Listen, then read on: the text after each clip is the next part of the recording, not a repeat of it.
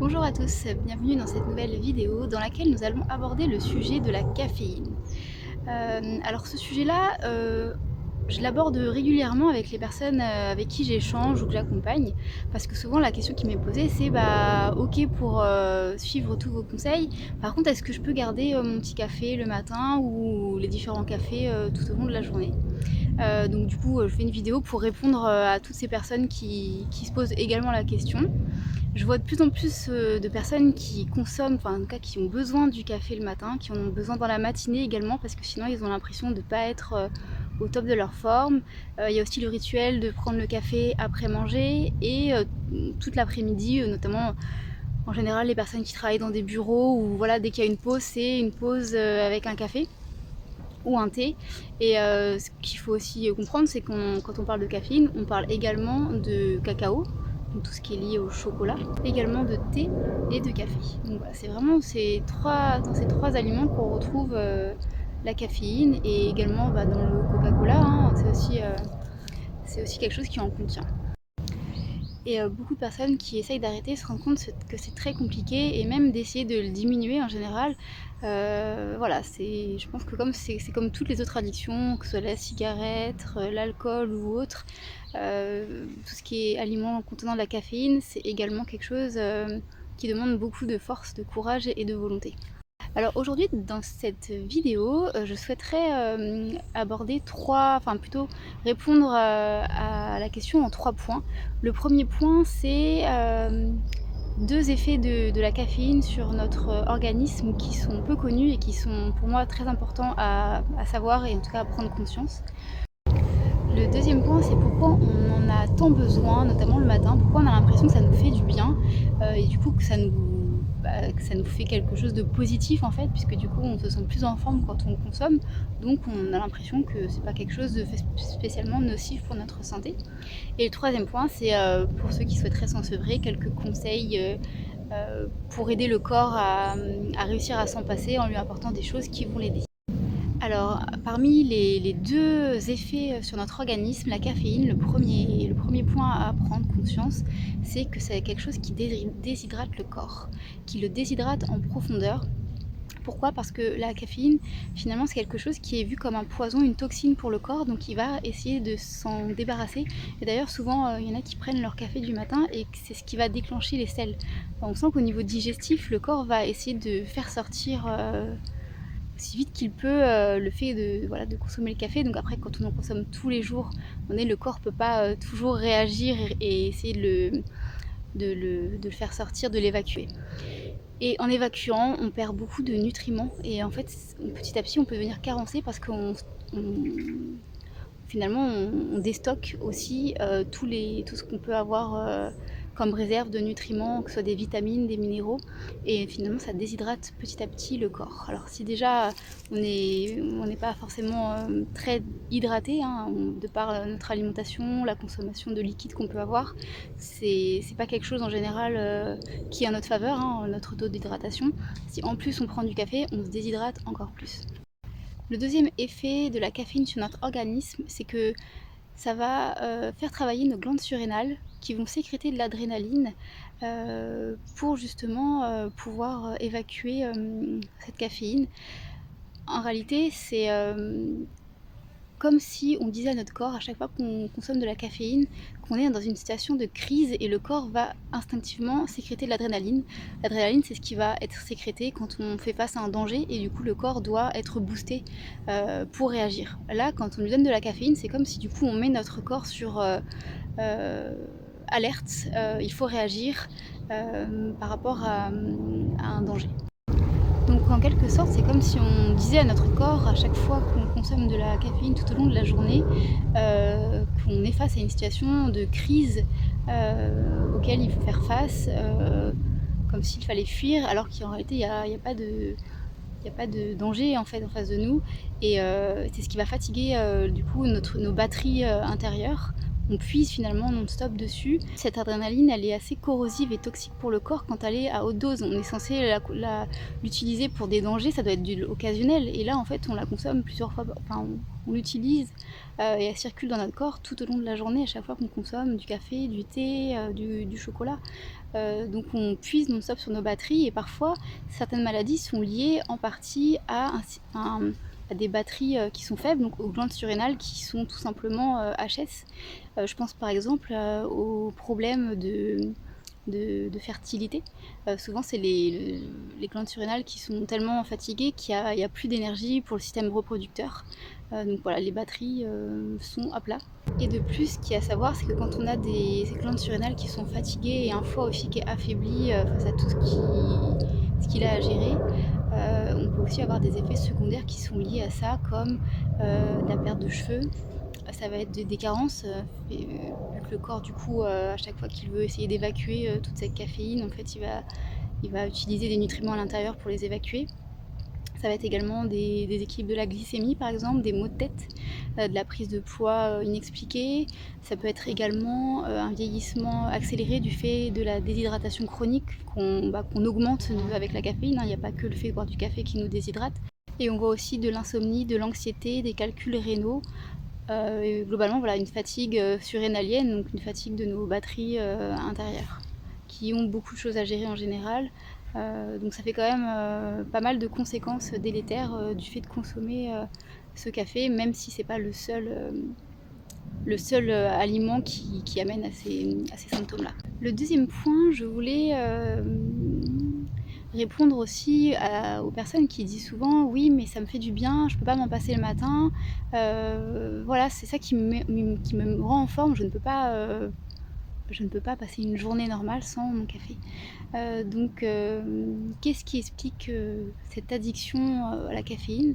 On a l'impression que parfois c'est le goût du café, le goût du thé, le goût du cacao, enfin, voilà, qui est plaisant et auquel on est addict, mais en réalité prenez conscience que vous êtes addict à ce que ça vous procure, c'est-à-dire à l'adrénaline que ça va sécréter dans votre corps et du coup à l'effet de cette adrénaline qui est comme un booster. Donc c'est pour ça qu'on a l'impression d'en avoir besoin, c'est parce qu'on a besoin de ce boost et ce boost là il va être, le corps va réagir en le sécrétant et du coup l'effet que ça a sur nous c'est ce qui nous rend addict en réalité. Et ce qu'il faut savoir, c'est que c'est comme si on utilisait une béquille pour essayer de fonctionner correctement, au lieu de se reposer, au lieu de trouver des solutions naturelles pour être dans l'énergie la plus haute. On utilise une béquille et ça on le fait en utilisant nos batteries intérieures. Alors il faut être conscient que de nos jours on l'utilise comme une béquille finalement pour pallier à notre fatigue, à notre manque d'énergie, à plein de choses. Pour gérer le quotidien qu'on peut avoir, mais ça reste une béquille, ça reste quelque chose qui nous fait du mal en même temps, parce qu'on fait sécréter au corps, on utilise de l'énergie du corps, on l'épuise pour finalement simplement vivre. Donc c'est important pour aller avancer vers la santé de ne plus être addict à des stimulants pour vivre tout simplement, ne plus être dépendant de stimulants pour passer nos journées tout simplement. Et on peut aussi se rendre compte que c'est pas le goût des aliments finalement auxquels on est addict, comme certains autres qui nous sont vraiment très plaisants. Mais je vois beaucoup de personnes finalement qui dans leur café ont besoin de sucre, de lait. Voilà. Le café en lui-même, c'est pas quelque chose qui est plaisant, hyper plaisant au goût, ni à l'odeur pour beaucoup de personnes, même pour ceux qui les consomment. Donc ça montre bien que c'est pas le goût qui est hyper plaisant, mais c'est vraiment l'effet que ça procure. Et l'effet que ça procure, il faut juste se dire que utiliser cette béquille, utiliser ce stimulant pour vivre, on le paye un jour, on le paye en fatiguant notre corps, en l'épuisant, et finalement c'est la porte aussi ouverte aux différents symptômes et maladies de société qu'on connaît aujourd'hui. En tout cas, ça contribue à aller vers ces maladies, donc c'est important d'être conscient du mal qu'on se fait à chaque fois qu'on devient addict à la caféine, quelle que soit sa forme.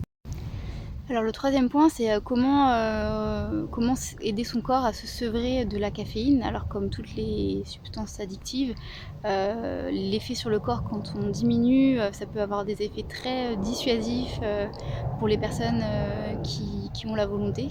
parce que c'est très dur, c'est une véritable lutte de se défaire de la caféine. Il faut comprendre que les neurones du cerveau sont saturés en fait de caféine, d'adrénaline, et quand ça va être remis en circulation, ça peut vraiment créer un choc émotionnel, donc c'est vraiment très compliqué.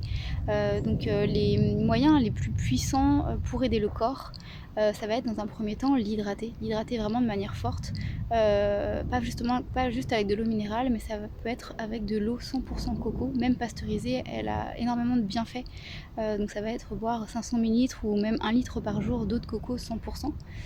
Et également du jus de céleri, vous pouvez débuter à 250 ml, 500 ml et vous pouvez aller beaucoup plus voilà, pour vous aider vraiment au maximum. Mais voilà, c'est très puissant l'hydratation à travers l'eau de coco et le jus de céleri que vous pouvez obtenir à l'aide d'un extracteur de jus ou d'une centrifugeuse.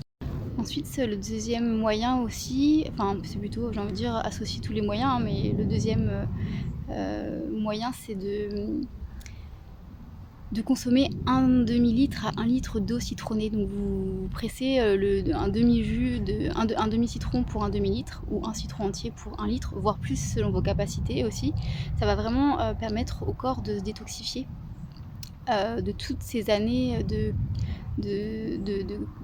stockage de caféine dans tous les organes, au niveau du cerveau, au niveau des neurones. Donc c'est vraiment pendant 2 semaines au minimum, pour moi, il faut vraiment se tenir à boire un demi à 1 litre d'eau citronnée par jour pour justement essayer de déstocker tous les résidus. Et le troisième moyen, ça va être d'inclure beaucoup de glucose, le glucose provenant d'aliments bruts, idéalement des fruits. Donc ça va être par exemple pendant les 2 premières semaines ou premiers mois, consommer beaucoup de bananes par jour, ça peut être 2 mangues même par jour au début pour les premières semaines. Vraiment des aliments qui vont vous apporter ce bon glucose et vous faire par exemple parfois des repas de fruits. Ça peut être déjà le petit déjeuner, hein. Moi le petit déjeuner je conseille vraiment que ce soit basé sur des fruits, ce que vous préférez. Ça peut être même si voilà, ça peut être le soir, pendant les premières semaines en tout cas, consommer beaucoup plus de fruits qu'à vos habitudes et ça va vraiment aider. Donc ça, plus hydratation, plus permettre de détoxifier avec l'eau citronnée, apporter tout plein de minéraux au corps. Voilà, c'est vraiment essayer de dégraisser tous ces résidus à l'intérieur qui finalement vont favoriser le côté difficile du sevrage, le côté choc émotionnel, le fait qu'on n'est pas bien, que ça nous manque. Voilà, c'est vraiment pour aider le corps à y arriver. Et voilà, comme tout sevrage, c'est vraiment les premières semaines qui sont compliquées. Donc tenez-vous avec ces moyens-là et ça peut vraiment grandement vous aider. Voilà pour ce point sur la caféine. J'espère que ça vous aura aidé en tout cas à prendre conscience du coup de ce que vous infligez à votre corps quand vous consommez de la caféine. Alors moi j'ai pas été une grande consommatrice de café parce que je n'aimais pas ça. Par contre de coca oui, de chocolat également. C'est vrai que c'est dur d'arrêter, qu'on a l'impression que ça nous fait du bien. Je sais que moi ça a été pendant une période une grosse addiction au coca. Je me levais la nuit, je me réveillais pour en boire en fait. Donc voilà, de toute façon, je me méfie maintenant de toutes les addictions, enfin tout ce que le corps a du mal à arrêter et au point d'être obsédé par ça. En général, c'est pas bon pour nous.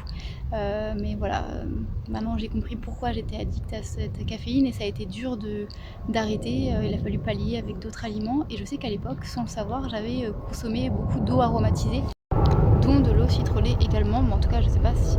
Je pense que ça a dû m'aider puisque du coup j'ai réussi à me sortir de cette addiction à l'époque. Mais voilà, maintenant j'évite tous les produits auxquels on peut vraiment être addict parce qu'en général c'est vraiment pas bon pour nous.